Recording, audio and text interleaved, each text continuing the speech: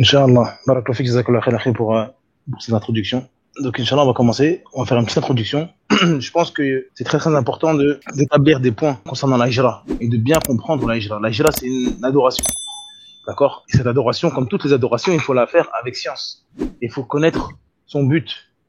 Et il faut savoir pourquoi on l'a fait. Si on ne sait pas pourquoi on l'a fait, si on dit, on m'a dit de faire hijra, je fais hijra, ben, il y aura des problèmes.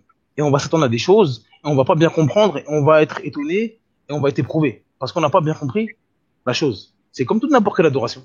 Si le ramadan, il arrive, vous savez pas ce que c'est le ramadan. On vous dit, il faut faire le ramadan. Tu sais pas ce que c'est.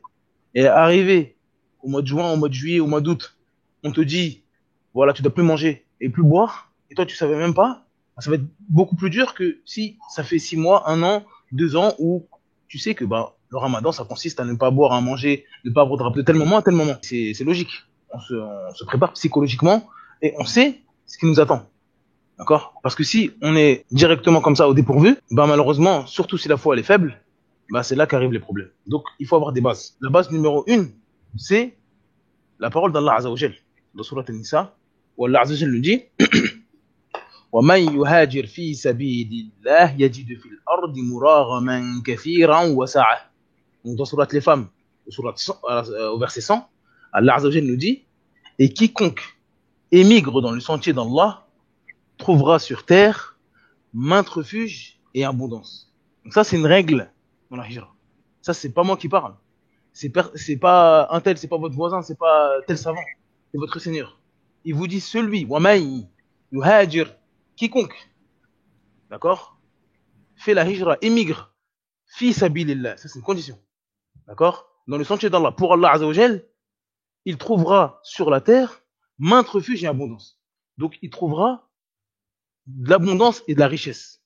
Et ce qui est voulu par la richesse ici, car c'est la richesse la plus importante pour tout musulman, en premier lieu, c'est la richesse du cœur. La foi, le tawhid, l'islam. C'est ça notre trésor. D'accord? On voit des gens en France qui ont de l'argent, qui sont bien, ils ont la carte vitale, ils ont la CMU, ils mangent bien, tout ça. Mais wallah, ils sont malheureux. Pourquoi? Parce qu'ils ne peuvent pas adorer Allah correctement. Pourquoi? Parce qu'aujourd'hui, on est au mois de juin, il ne sait même pas s'il fait l'Aïcha à l'heure. Parce qu'il est dans le degré 15, 16, 20, 19, il ne sait même pas qu'est-ce qu'il fait. Le Fajr, c'est pareil. C'est la difficulté pour sa religion, des choses basiques. Ne serait-ce que la prière, une chose basique de l'islam. Wallah, il vit dans la difficulté. Il vit dans la gêne. Pourquoi? Parce que il est dans un endroit où il ne peut pas adorer Allah correctement. D'accord? Donc, ça, c'est la plus grande des richesses pour le musulman. Celui qui a un atome de foi dans son cœur, il sait que la chose qui le rend heureux, c'est l'application de la religion dans sa vie. Et ce qui le rend triste, c'est le manque d'application de religion dans sa vie. Et ensuite vient la nourriture, la boisson, les enfants, les femmes, etc. D'accord?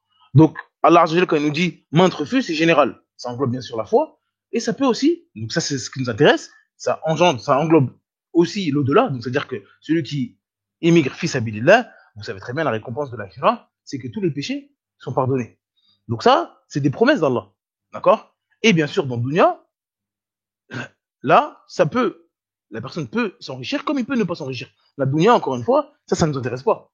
C'est-à-dire que si vous partez fils sabilillah, il se peut que vous trouviez, ben, vous vous enrichissez, vous devenez plus riche, etc. Comme beaucoup de compagnons qui ont quitté la Mecque pour aller à Médine, ils sont devenus riches à Médine. Et d'autres non. D'accord? Donc ça, c'est la chose de la dunya. La dunya, la règle dans la dunya, il se peut qu'Allah vous donne, comme Allah il vous donne pas. Comme il se peut qu'Allah vous donne des enfants, comme il peut ne pas vous en donner. D'accord? Dans la dunya, Allah il donne à qui il veut, et c'est pas un gage d'amour d'Allah Azza wa Jalla. D'accord? Des plus grands transgresseurs, ils avaient des palais, des palaces, et encore aujourd'hui et avant. D'accord? Donc ça, c'est pas un signe qu'Allah vous aime, le fait d'être riche, et c'est pas un signe qu'Allah il vous déteste ou qu'il vous aime pas parce que vous êtes pauvre. Ça, c'est pas un gage. Mais en tout cas, dans l'au-delà, ça c'est sûr. Donc celui qui sort fils abilillah, qui émigre fils abilillah, il aura maintes refuges. Et donc c'est ça le but de la hijra. On veut la paix du cœur, on veut l'application de notre religion, on veut la richesse. Et celui qui rit, on parle en termes de hasanat. C'est ça, c'est la richesse. Donc c'est l'objectif de la hijra. Ensuite, Allah Azza wa Jalla nous dit, dans le même verset, وَمَنْ يَخْرُجْ مِنْ بَيْتِهِ مُهَاجِرًا إِلَى اللَّهِ وَرَسُولِهِ ثُمَّ يُدْرِكْهُ الْمَوْتُ فَقَدْ وَقَعَ أَجْرُهُ عَلَى اللَّهِ. وَكَانَ اللَّهُ غَفُورًا رَحِيمًا. Donc, alors il dit ensuite, et quiconque sort de sa maison, émigrant vers Allah et son messager, et que la mort l'atteint, alors sa récompense incombe à Allah. Et Allah est pardonneur et miséricordieux. Donc là, il nous dit quoi? Il nous dit que celui qui sort fi sabilillah, il veut faire la hijra pour Allah, mais sur le chemin, il meurt, sa récompense est auprès d'Allah. Et bien sûr, c'est une récompense immense. Et vous connaissez le hadith de celui qui a tué 99 personnes, puis 100 personnes, et on lui a dit de faire hijra, de quitter cet endroit où il a fait du mal et où il a tué des gens. Il est parti pour aller dans une terre où on adore Allah, et on obéit à Allah, et il est mort sur le chemin. Et vous savez que Allah lui a pardonné. Donc celui qui meurt en faisant la hijra, et il meurt sur le chemin, lui, sa récompense est auprès d'Allah. Donc ce verset, déjà, il nous donne deux cas concernant la hijra. Soit vous faites la hijra et vous arrivez à bon port, et dans ce cas-là, vous allez trouver maintes refuges et abondance, ou soit vous êtes mort sur le chemin, et la récompense est auprès d'Allah. Donc celui qui quitte, qui fait la hijra fi sabilillah, il est gagnant. Soit il arrive à bon port, et il a trouvé maintes refuges et abondance, et ça c'est une promesse de la part d'Allah, et vous savez qu'Allah il ne trahit pas ses promesses, d'accord? Ou soit, celui qui meurt sur le chantier, sur le chemin, eh ben, sa récompense est auprès d'Allah Azzawajal. Donc, celui qui fait la hijra, et qui l'a fait correctement, et qui sait pourquoi il l'a fait il sait pourquoi il l'a fait, il ne trouvera que un bienfait. Que un bienfait. D'accord? Ça, c'est la première règle qu'il faut avoir. Et cette règle-là, si vous l'avez en tête, vous allez répondre à pratiquement toutes les questions qu'on va ensuite mentionner, Inch'Allah. Et le deuxième verset,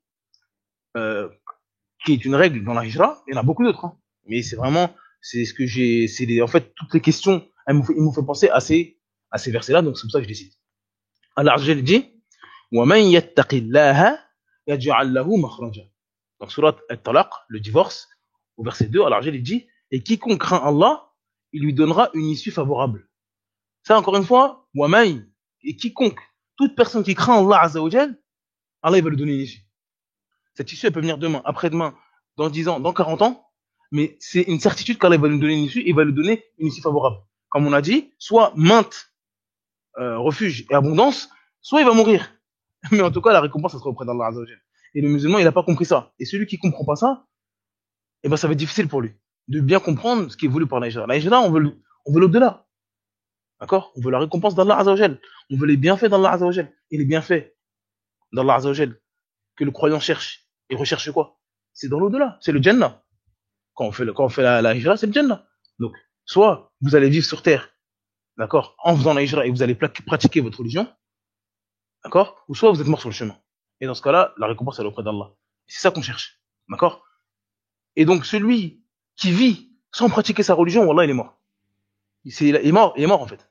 Celui qui vit comme ça, il ne peut pas pratiquer sa religion, il ne peut pas prier, il ne peut pas jeûner, il ne peut pas appeler au tawhid, dire voilà, l'islam c'est ça, la vérité c'est ça c'est haram, ça c'est du kufr, ça c'est du shirk. Vivre sa religion, sans entre guillemets être schizophrène et vivre une double vie, une vie au travail, une vie à la maison, parce qu'au travail je peux pas dire ça, je peux pas faire ça, je peux pas être comme ça, je peux pas me comporter en tant que musulman, d'accord? Et à la maison je suis un musulman, ça c'est une vie de schizophrène, d'accord? Et ça rend fou, d'accord? Et personne n'aime devenir fou, donc forcément il faut faire un choix. C'est difficile pour le musulman de vivre comme ça, avoir une double personnalité. Donc soit il va faire un choix malheureusement qui est un mauvais choix et donc il va rester dans un endroit où il peut pas vivre sa religion et sa foi va mourir petit à petit jusqu'à peut-être ne plus avoir de foi, qu'Allah nous en préserve. Ou soit il va dire moi je suis musulman et donc il faut que je vive mon islam. Et dans ce cas-là il va partir. Mais quand on est dans un endroit où on est schizophrène, où le simple fait de dire je suis musulman, on ne doit pas dire ça au travail, on ne doit pas dire ça là, on ne peut pas faire ça, on ne peut pas dire ça, etc. On peut même pas dire oui, pour nous, ça c'est haram. On n'a pas dit d'imposer ça aux gens. C'est-à-dire même dire ça pour nous, c'est-à-dire que ça concerne que moi. Moi, je trouve ça haram. Moi, pour moi, c'est haram. Même ça, on ne peut pas. C'est pas une vie. Donc, la vraie vie, wallah, c'est pas bien manger, c'est pas bien boire. Non, c'est pratiquer sa religion. Et celui qui comprend pas ça, il ne comprendra pas la hijra. S'il comprend pas l'importance de la religion dans sa vie, s'il n'a pas conscience que c'est la chose la plus importante dans sa vie, plus importante que son oxygène, plus importante que ses enfants, plus importante que son ventre, il ne peut pas comprendre l'importance de la hijra. Et il aura toujours des problèmes. Oui, mais si il m'arrive ça, oui, mais si je fais ça, c'est la chose la plus importante dans votre vie. C'est votre religion. Si on vous dit tu manges du sable ou ta religion, tu manges du sable. C'est pas grave. Bien sûr, s'il n'y a pas le choix. S'il y a le choix, on mange du poulet et on pratique notre religion. Alhamdulillah. Mais s'il y a un choix à faire, c'est notre religion avant tout. Avant tout. Et ça, celui qui comprend pas ça, il aura du mal avec la religion. Donc ça, je pense que si vous avez ça en tête, Inch'Allah, les questions et les réponses, elles vont être simples. Et même celui qui avait ça dans sa tête, avant même de poser la question, je pense que certaines questions, on ne va pas les poser. Si on comprend ça, si on a compris ça, alhamdoulilah. Mais ça, c'est dur pour celui qui ne connaît pas sa religion. Il ne connaît pas le tawhid, l'importance du tawhid et la gravité du shirk. Parce que si vous vivez dans une terre avec, je sais pas moi, vous êtes dans un endroit, dans une maison, dans une ville avec peut-être que des pédophiles, des tueurs en série, des meurtriers, vous n'allez pas pouvoir vivre dans cet endroit-là. C'est-à-dire, je ne peux pas vivre avec cet endroit-là. Il n'y a que des gens, des meurtriers, des tueurs. Mes enfants, je ne peux pas les laisser là, alors que peut-être dans la rue, on va les prendre, on va les violer, etc.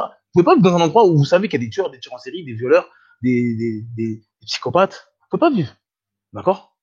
Mais celui qui sait que le shirk et le koufr, c'est pire qu'être un psychopathe, un tueur en série, un violeur. Comment il peut vivre? Il peut marcher, il est bien. Le dimanche, il entend l'église, ça sonne, les cloches, il est heureux, comme ça, il est bien. Et il dit, alhamdoulilah, je suis bien. Alors que si on l'avait mis avec des tueurs en série, il aurait dit, je m'en tout, je pars. J'ai rien, c'est pas grave, je pars. Pourquoi? Parce que le plus important, c'est ma vie. D'accord? C'est ma vie et c'est mes enfants. Ou c'est ma femme. Ou c'est mon fils. D'accord? Il aurait dit, c'est pas grave. On lui dit, mais tu vas aller où? Tu vas faire quoi? Il va dire, c'est pas grave, on verra. C'est comme si votre maison elle est en feu. Quand votre maison est en feu, vous pensez pas à où je vais aller. Non, vous prenez vos enfants sous votre bras et vous partez. Et après, vous réfléchissez. D'accord? Parce que, encore une fois, c'est pas voulu ça. Mais c'est que la maison est en feu, en fait. Quand les compagnons du prophète sallam, ils ont quitté la Mecque pour aller à Médine, ils étaient dans un endroit de mécréance où leur religion était en danger. Donc ils ont pas dit, bon, on va, non, on part, après on voit. Et c'est là que, entre le tawakkul, c'est là, entre l'application de la religion, c'est là, entre qu'est-ce qui est important pour vous. Et si ces questions-là, vous remédiez pas à ces problèmes-là, eh ben, malheureusement, vous allez voir l'Aïra comme une montagne.